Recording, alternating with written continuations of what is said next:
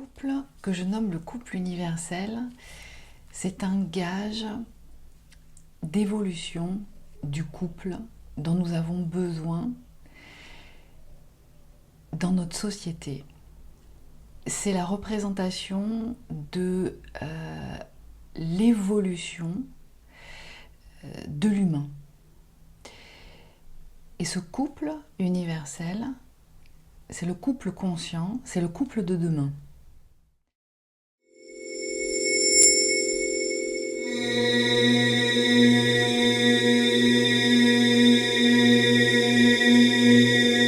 Alors, je vous rappelle que le jeudi 12 juin à 20 h, il y aura le prochain webinaire live sur le thème de la complémentarité ou de la différence dans le couple comme un gage d'évolution.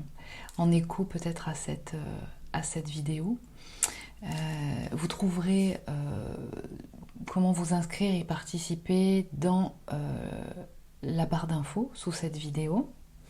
Et puis je vous rappelle aussi l'existence de la formation Comprendre le couple universel qui développe toutes les caractéristiques de l'expérience de ce binôme alchimique, en même temps que ça fonctionne aussi comme un test, une évaluation que vous pouvez faire à votre rythme, de savoir justement si c'est ce que vous expérimentez ou pas, avec une mise en perspective aussi de relations dites toxiques, de quelles sont leurs caractéristiques, et puis ça vous apporte tout un tas de connaissances concernant justement ce que vous amène ce couple universel. Donc vous pouvez accéder aux informations du contenu de cette formation et puis de vous y inscrire si ça fait écho en vous dans le lien que vous trouverez dans cette barre d'infos. Alors aujourd'hui, il me semblait important de rentrer en profondeur sur ce que le couple universel, qui est ce binôme alchimique, apporte.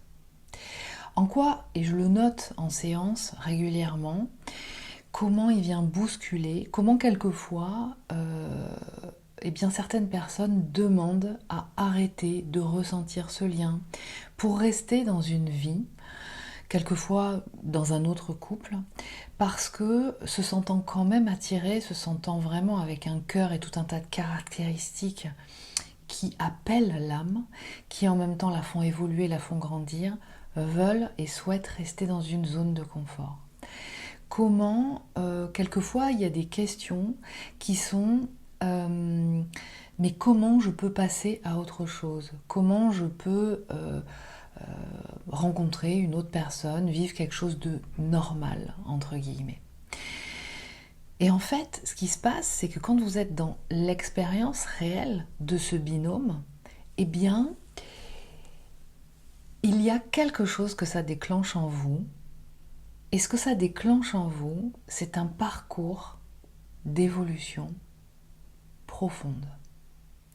Chaque âme est là, est venue s'incarner pour évoluer, pour grandir. C'est-à-dire qu'à partir du moment de l'incarnation, il y a encore des graines qui sont à l'intérieur de soi, qui demandent encore tout du long de l'expérience de l'incarnation à éclore, en même temps que chacun arrive avec un certain nombre de compétences, de dons, de talents innés, que je traduis par des formes d'intelligence accrue. Je vous rappelle que quand vous expérimentez ce binôme alchimique, vous avez des caractéristiques de ce qu'on appelle des hauts potentiels. Et je vous invite à aller visionner l'autre chaîne où je développe beaucoup sur ce sujet qui s'appelle Cécile Ricolo, Incarner sa puissance. Je vous invite à aller voir. De temps en temps, je vous mets des posts qui vous ramènent aux vidéos qui sont produites sur cette chaîne. Mais allez-y parce que ça va vous permettre justement de développer une connaissance de soi, de vous reconnaître, en tout cas de vous accompagner. Ce couple, il est particulier. Vous n'avez jamais vécu ça auparavant. Et cette connexion, elle demande à être déployée. La relation demande à être développée. Et ce que ça vous amène, c'est une profonde révolution intérieure. C'est vraiment une renaissance. Et quelquefois, quand vous n'avez pas encore passé les étapes, vous vivez ces différentes étapes que cette connexion réveille en vous, destinées à cet éveil de conscience, comme un effondrement de repères, de structures, et qui génère de la souffrance. La souffrance que vous ressentez, et je ne la nie pas parce qu'elle est réelle, elle est issue de la déconstruction des modèles internes opérants qui ne sont pas ajustés, mais sur lesquels vous vous êtes construit et vous avez toujours fonctionné. Et qui vous amènent à vous retrouver dans des relations, dans des situations de vie qui, pour certaines, ne sont pas totalement ajustées à ce que votre âme est venue manifester. Et ce qui donne notamment l'expression et la manifestation de couples dans lesquels peut-être vous avez été et que peut-être aujourd'hui vous n'êtes plus, et que peut-être vous êtes dans lequel vous êtes encore, qui est le modèle de couple d'avant. Et le modèle de couple d'avant, c'était en miroir d'une étape de l'humanité où il n'y avait peut-être pas encore suffisamment d'évolution, cette intégration et cette manifestation dans la matière du divin, de la part divine que, en tant qu'âme et en tant qu'humain, vous êtes venu manifester ici sur Terre. Et le couple d'avant, il était, et ça continue encore dans nos sociétés de répondre, même s'il y a des aspects un peu modernistes qui font qu'on a l'impression que ça fonctionne plus comme ça, mais en fait la réalité c'est que ça fonctionne encore comme ça dans le couple d'avant. C'était pour répondre à une stabilité matérielle et financière, pour assurer de faire des associations entre familles, pour perpétuer de la transmission de propriétés, de terres, assurer une stabilité matérielle, financière, faire en sorte que chacun se maintienne dans une pérennité, dans un confort, ce qui n'est pas dans l'absolu mauvais en soi. Simplement, on est arrivé à un point où aujourd'hui on se rend compte que ce modèle de couple d'avant, dans lequel il y a encore de nombreuses personnes qui sont et qui manifestent ce type de couple, qui sont faits finalement ou qui fonctionnent pour s'assurer une tranquillité, une sécurité jusqu'à la fin de sa vie. Simplement, ce qui se passe et ce qui se révèle, c'est que bien souvent, il y a un certain nombre de schémas issus de mémoires générées, perpétuées de génération en génération, qui continuent comme un circuit fermé d'être retransmis et qui maintiennent une forme d'enfermement et qui ne remet pas en question des choses qui peuvent se traduire par, au final, il y a une forme de sécurité, ça me rassure, c'est tranquille, mais en même temps, quelque chose crie à l'intérieur de soi, l'âme, pour dire « mais enfin tu n'évolues pas, tu ne manifestes pas ce qui te met en joie, ce qui te correspond ». Et on peut continuer de maintenir une relation, des relations avec des personnes, ça peut être des couples anciens, des couples récents, mais qui ne sont là finalement que pour venir rassurer quelque chose en moi qui n'est pas encore accompli. Et dans ce cadre-là, est-ce que l'âme manifeste ce qu'elle est venue manifester? Est-ce qu'elle évolue? Est-ce qu'elle grandit? Et bien souvent, la réponse est non. Alors, il peut y avoir des couples qui sont actuellement ensemble, qui se sont peut-être rencontrés depuis un certain temps, où il y a vraiment ce processus d'évolution, ce processus d'alchimie. Mais lorsque l'on est dans un couple où on fonctionne pour uniquement se rassurer, se mettre dans une situation de confort, où l'autre va venir répondre systématiquement à toutes nos peurs, à toutes nos angoisses, à toutes ces failles intérieures que je ne compense pas et que je ne sais pas compenser moi-même, pour venir me remplir, me rassurer. L'âme n'évolue pas. Le couple universel, c'est un binôme alchimique. Donc, il est constitué de deux entités manifestées dans deux corps différents qui vibrent certaines compétences innées, certaines facilités. Et ces deux entités de la dyade sont complémentaires. Elles sont différentes, même s'il y a un tronc commun, fil conducteur qui les relie. En ça, l'amour ressenti entre les deux membres de ce binôme, dans cette dyade, est extrêmement puissant. On le ressent parce que on capte cette différence qui est complètement déroutante, où l'autre vient appuyer en soi pour révéler des blessures que j'ai passé mon temps, que nous avons passé notre temps à ne pas toucher pour ne pas avoir mal, mais qui sont toujours là et dont les plaies ne sont pas cicatrisées, et qui va venir me révéler que ces plaies, ces blessures, elles sont là. Et ces blessures, tant qu'elles sont là, elles viennent conditionner, m'enfermer. Alors que peut-être je me crois libre, mais en fait je ne suis pas libre. Parce que ces plaies, elles ne sont pas cicatrisées. Et elles viennent conditionner totalement ma façon de percevoir le monde, ma façon de me percevoir moi, ma façon de percevoir l'autre. Et qui sont teintées de ces filtres, avec autant de filtres que j'ai de plaies sur le corps. Ces plaies, on ne les voit pas. Mais la particularité dans ce binôme alchimique, et c'est en ça qu'il est alchimique, c'est que justement l'un et l'autre membre du binôme viennent inconsciemment, c'est-à-dire sans malveillance, mettre les pieds dans le plat, comme on dit, appuyer là où ça fait mal. Et quelquefois, ce qui peut être exprimé, c'est que on peut être attiré de faire ça, de dire ça vis-à-vis de l'autre, qui va vraiment mettre les pieds dans le plat, qui va réveiller, qui va l'activer, alors même qu'on sait pourquoi on est poussé à se comporter comme ça, ou dire et exprimer, ou ne pas dire et se bloquer.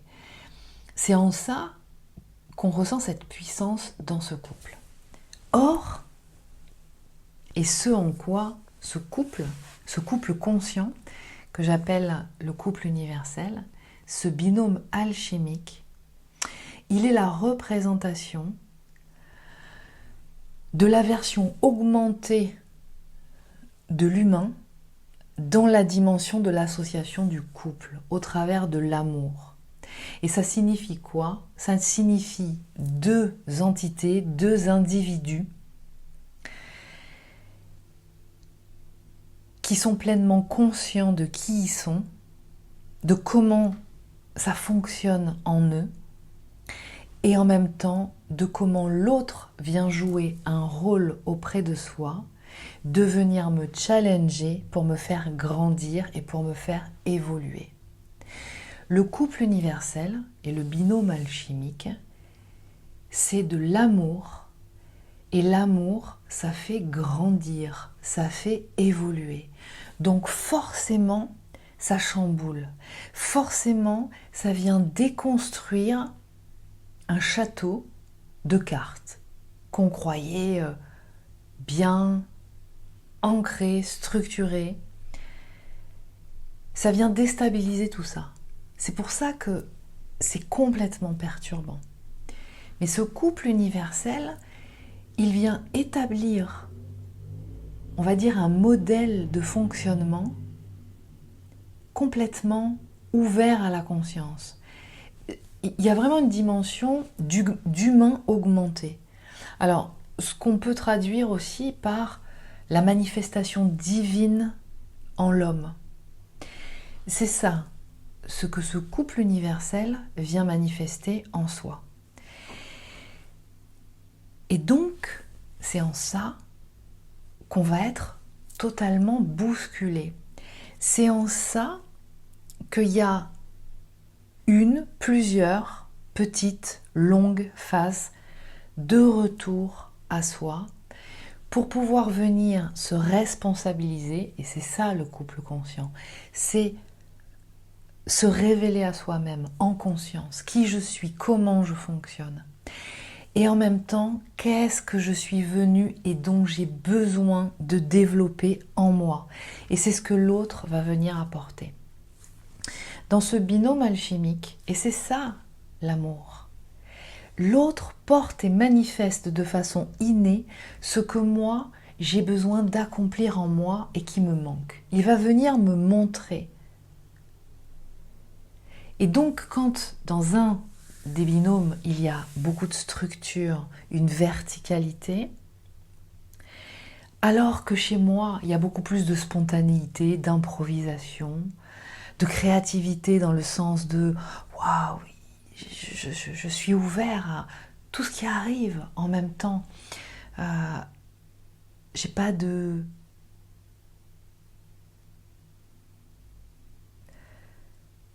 d'organisation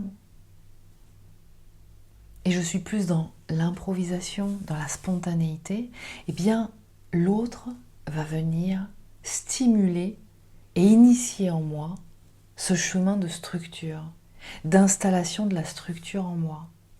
Et inversement, quand je suis quelqu'un qui a beaucoup de structure, une verticalité, une cohérence, eh bien quand je suis en face de quelqu'un qui manifeste cette spontanéité, cette captation d'informations dans des champs de conscience auxquels je n'ai pas accès, il vient m'ouvrir une voie. Il vient me faire découvrir quelque chose que je ne connaissais pas. Même si, avec toute ma puissance de forme d'intelligence innée bien déployée en moi, déjà je peux avoir accès à beaucoup de choses. Mais on voit comment, et c'est ça le couple de demain, j'ai envie de dire, mais il commence aujourd'hui, il est déjà là, vous l'incarnez. C'est-à-dire que le couple et l'amour, c'est pas être similaire, c'est pas fonctionner de la même façon. Parce que dans ces cas-là, qu'est-ce qui va se passer? Il n'y a rien de mal à ça, c'est pas interdit, vous pouvez faire comme vous sentez de le faire. Mais ce qui va se passer, c'est que je ne vais pas évoluer, je ne vais pas grandir, je ne vais pas ouvrir mon champ de conscience, je ne vais pas initier un chemin pour explorer et investir d'autres champs que j'avais jusqu'à présent jamais explorés. Voilà ce que le couple conscient vous apporte, voilà ce que l'autre vous apporte.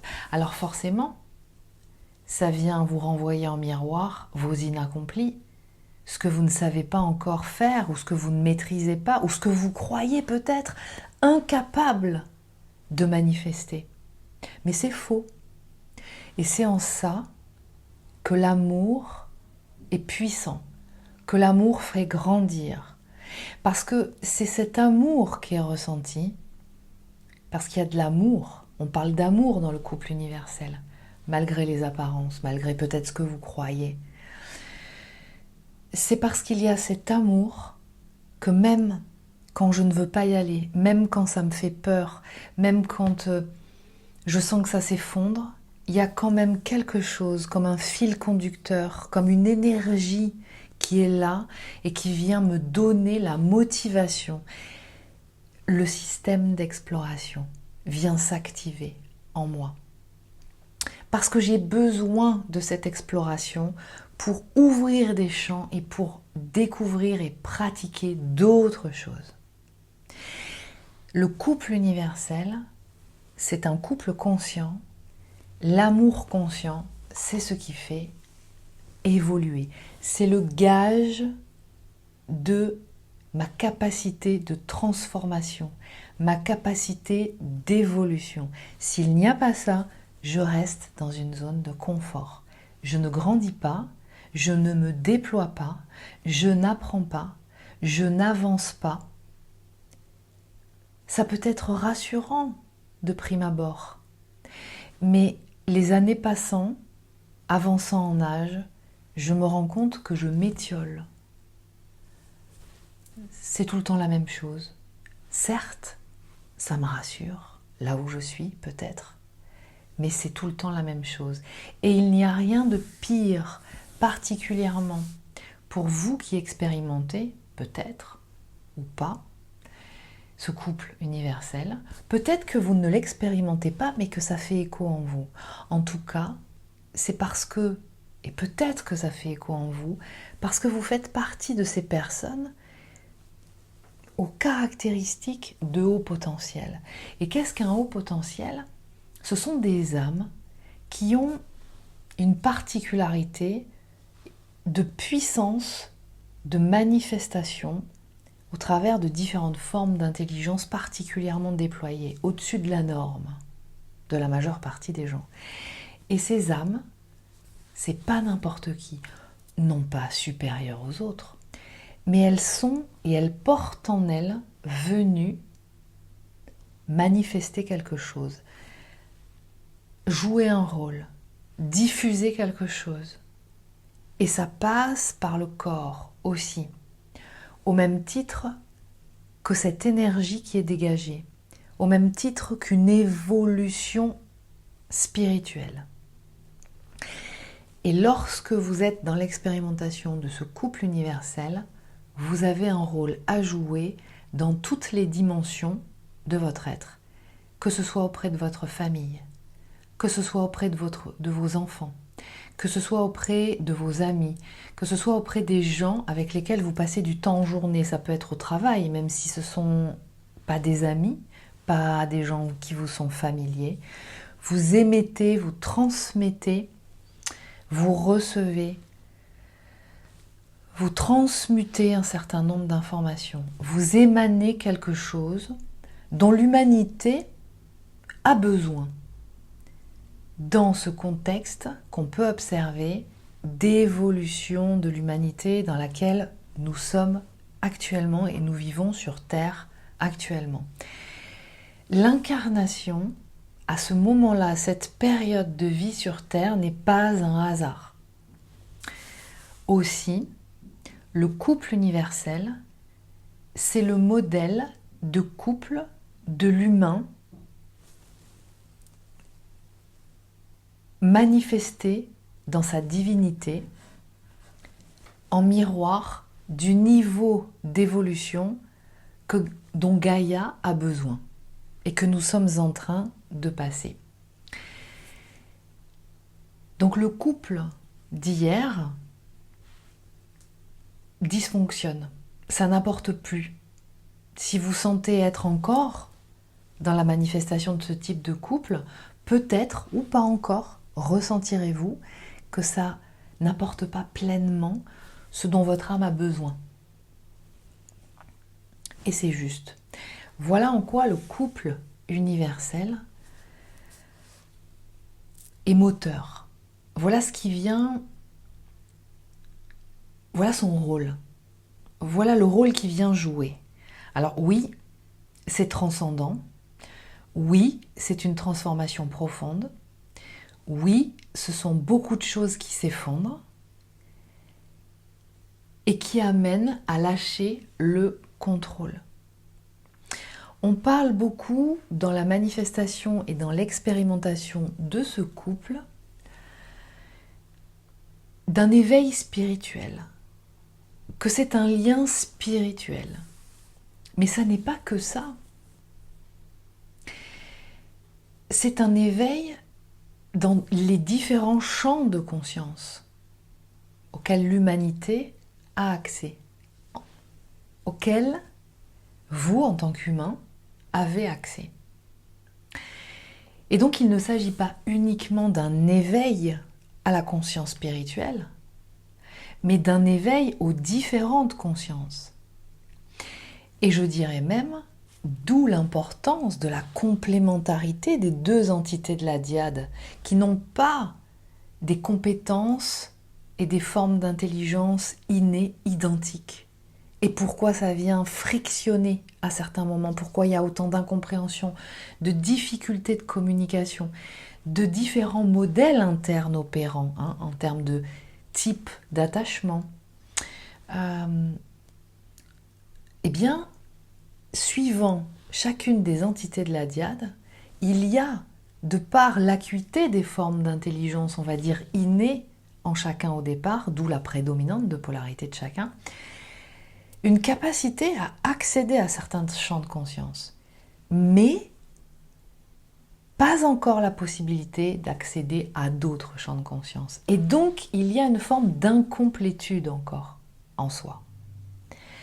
La réunion dont on parle beaucoup dans ce couple, c'est la réunion qui est invitée à avoir lieu en soi-même et qui passe par le déploiement de formes d'intelligence encore inaccomplies en soi, qui donnent la possibilité d'accéder à ces champs de conscience auxquels j'ai pas encore accès, mais auxquels il me faut accéder pour ouvrir ma perspective, pour enrichir ma grille de lecture et pouvoir incarner encore mieux la puissance que je suis.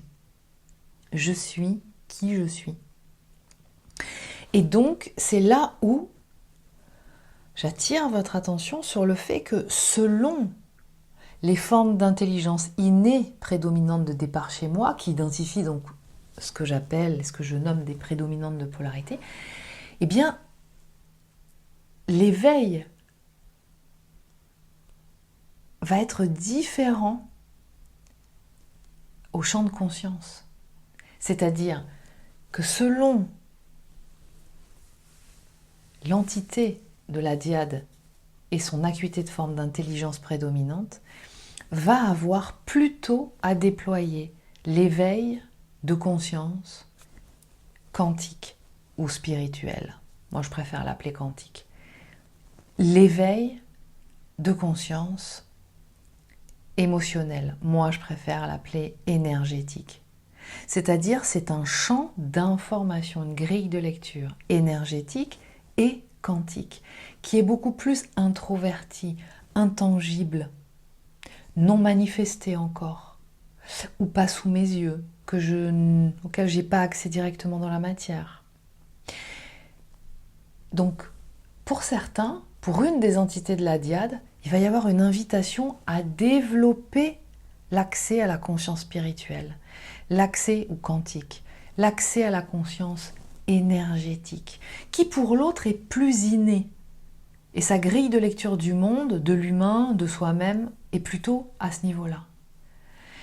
Et puis pour l'autre, justement, pour celui ou celle qui a un accès plus évident et plus puissant, rapide et fulgurant à la conscience quantique et à la conscience énergétique, il va lui falloir déployer les formes d'intelligence qui vont lui donner accès à la conscience corporelle et à la conscience intellectuelle, qui sont des caractéristiques d'intelligence typiquement neurogauchère et qui amènent cette structure, cette cohérence, cette conscience et cette représentation très factuelle du corps, de l'individuation, de l'individualité. Même si je t'aime toi, moi je suis incarnée dans un corps qui est différent du tien et je peux ressentir ce corps différent. Il y a une différence, quelque chose qui nous distingue entre nous, qui peut peut-être à certains moments nous rapprocher et en même temps, cette conscience-là, c'est-à-dire conscience corporelle, conscience intellectuelle, c'est ce qui me donne accès à la manifestation tangible de toute chose. C'est la part extravertie, c'est la dimension extravertie, c'est ce qui correspond au masculin de l'être, au masculin de mon être. Alors que l'accès, les formes d'intelligence qui donnent accès à la conscience quantique et à la conscience énergétique représentent ce qu'on appelle le féminin de mon être. C'est la part introvertie. L'importance fondamentale de la complémentarité et donc de la différence des deux entités, des deux membres de ce binôme est cruciale. Elle est fondamentale parce que c'est la clé qui permet l'évolution. C'est le gage de ma transformation. C'est le gage de mon évolution. Le couple universel fait grandir. Et donc, il ne laisse pas dans une zone de confort. Et c'est pour ça qu'il y a toute une phase qui arrive un peu après la connexion avec cet autre, qui va faire passer, faire vivre toute une déconstruction de la personnalité, de ce que je croyais être moi, mais de ce qui m'a servi pour évoluer dans ce monde avec juste une jambe en moins, d'accord? Parce que j'ai pas accès à une partie de champ de conscience, d'accord? Mon féminin de l'être, il n'est pas assez déployé, donc c'est comme si j'évoluais avec qu'une seule jambe, d'accord? Ou alors c'est parce que le masculin de l'être n'est pas assez déployé en moi, et donc c'est l'autre jambe qui me manque. Et là, il va y avoir la possibilité de venir s'asseoir, trouver un équilibre entre la droite, la gauche, le féminin, le masculin de l'être, en moi. C'est parce que l'autre va venir agir en miroir, toucher ces plaies que je passe mon temps à contourner. C'est-à-dire que tant que ces plaies sont sur mon corps, je passe ma vie à éviter d'être touchée de cette façon, de passer par là parce que ça pourrait me faire mal. Et donc je passe ma vie à éviter d'être sur mon chemin. Ça me bloque, ces plaies me bloquent, qu'elles soient d'origine transgénérationnelle, ces mémoires, ce qu'on appelle des blessures. Elles sont actives, je les ai subies parce que je les ai subies de mes parents, parce que eux-mêmes ou l'un de mes parents l'a subi de ses propres parents. Et ça se perpétue de génération en génération. Ou parce qu'à un moment donné, dans mon incarnation, dans mon histoire d'incarnation, de l'âme, ou de ce qui a été perpétué dans l'expérience de l'humanité, certaines mémoires ont été enregistrées. Et l'âme y est toujours associée. Et donc, je suis là aussi pour transmuter toute cette base d'informations mémorielles qu'on retrouve dans le subconscient ou dans l'inconscient, ce que d'autres appellent les mémoires akashiques. Moi, je n'utilise pas cette terminologie-là. Ces mémoires, même si elles sont invisibles, elles sont agissantes et elles empêchent d'être dans l'amour, de générer, de se laisser traverser par cette énergie d'amour qui va pouvoir donner l'opportunité de manifester ce couple, mais pas que, de manifester l'amour dans toutes les dimensions de mon être. L'amour, c'est une énergie qui me traverse, dont je suis porteuse, dont vous êtes porteur, et qui est là pour manifester un certain nombre de choses, plein de projets, un lieu de vie, une activité professionnelle qui est complètement concordante avec votre âme, qui vient répondre à une problématique, à une nécessité d'évolution, de respect du vivant sur cette terre, sur Gaïa, de pouvoir guérir les lignées pour pas que certains comportements, que certaines violences continuent d'être perpétrées indéfiniment, que vos descendants continuent de porter ces poids et d'être malheureux en amour, de ne pas trouver l'amour de ne pas pouvoir le vivre en relation avec l'autre, avec les autres, dans les différents aspects de leur vie. Voilà en quoi le couple conscient a le rôle. Mais en quoi, effectivement, il est exigeant. D'où l'on part. Depuis une humanité qui a fonctionné d'une certaine façon depuis bien longtemps maintenant. Mais aujourd'hui, c'est fini. Ça n'est plus possible de continuer comme ça parce qu'on voit, regardez, écoutez les informations. Tout ce qui ressort depuis ces derniers mois, ces dernières années de révélations, de certaines violences envers les enfants, envers des femmes, envers d'autres humains, envers des animaux, envers la nature, envers le vivant. Est-ce que nous pouvons continuer comme ça? Est-ce que nous pouvons continuer à vivre comme ça?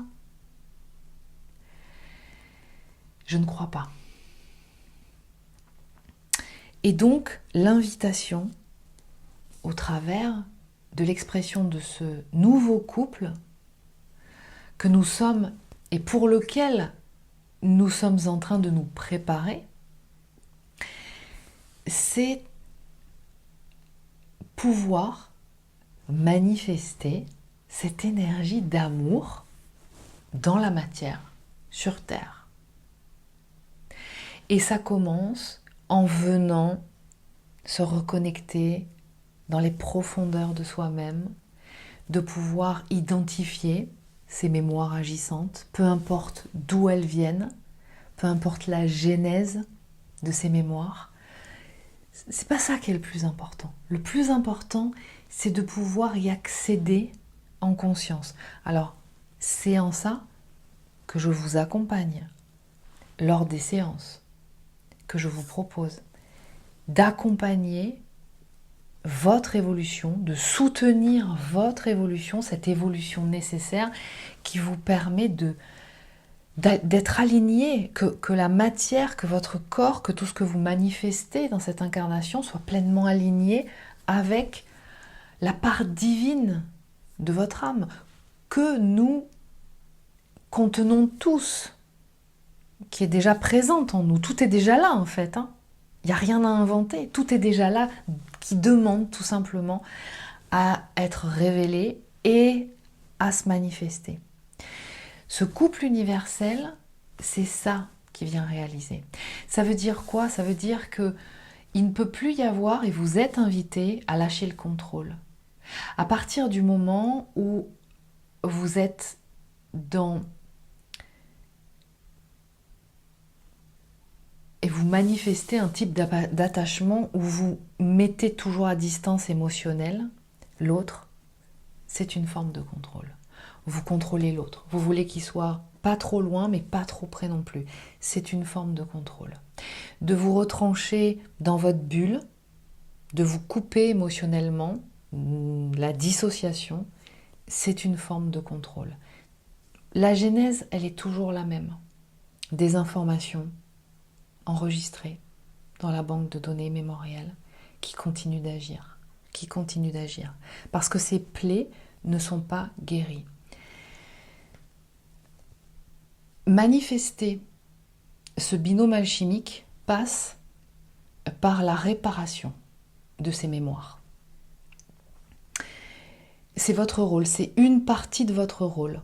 Et vous aurez à le faire pour vous, pour la lignée maternelle, paternelle, au niveau karmique et au niveau collectif. Et ça pourra aller plus loin que vous. Ça pourrait être pour l'autre aussi. Ça fait partie de ce que vous êtes invité à réaliser. Et c'est vraiment ce que j'observe dans les séances qui se passent. Des gens qui expérimentent ce couple universel et qui sont en séance avec moi, que j'accompagne. Et il y a vraiment la confirmation que la réparation quand certaines personnes posent la question, mais c'est quand même hallucinant, pourquoi je devrais faire ça et l'autre il le fait pas, et pourquoi c'est à moi de réparer, pourquoi c'est à moi d'aller contacter ces mémoires. Ça fait partie de vos compétences. Alors ça ne veut pas dire que vous avez à le faire tout seul par vous-même, parce qu'en général on n'y accède pas, parce que l'intensité de ces mémoires est tellement puissante qu'on ne peut pas l'opérer seul. Mais en tout cas, ça va vous être demandé d'aller contacter, explorer et opérer les mémoires auxquelles vous pouvez accéder. Il ne s'agit pas d'accéder aux mémoires de tout le monde, hein, d'accord, c'est déjà là, c'est en vous. Vous y avez accès. Moi, je suis un Sherpa, en fait, hein, qui vous accompagne justement pour aller contacter. Je ne sais pas ce que vous allez contacter, moi. Mais je suis à côté de vous et je vous accompagne où que vous alliez. Le chemin, il est en vous. Moi, je vous dis rien. Je vérifie simplement que tout va bien pour vous et je fais en sorte que vous alliez jusqu'au bout de ce que vous êtes invité à contacter et de vous ramener à bon port. Ça, c'est un rôle qui est fondamental, que vous avez à jouer pleinement. Vous faire accompagner pour ça, oui, tout à fait. Mais vous faire accompagner, ça ne veut pas dire que c'est la personne qui vous dit quoi faire, comment, etc. pour tout, d'accord ? Vous avez un rôle à jouer à ce niveau-là.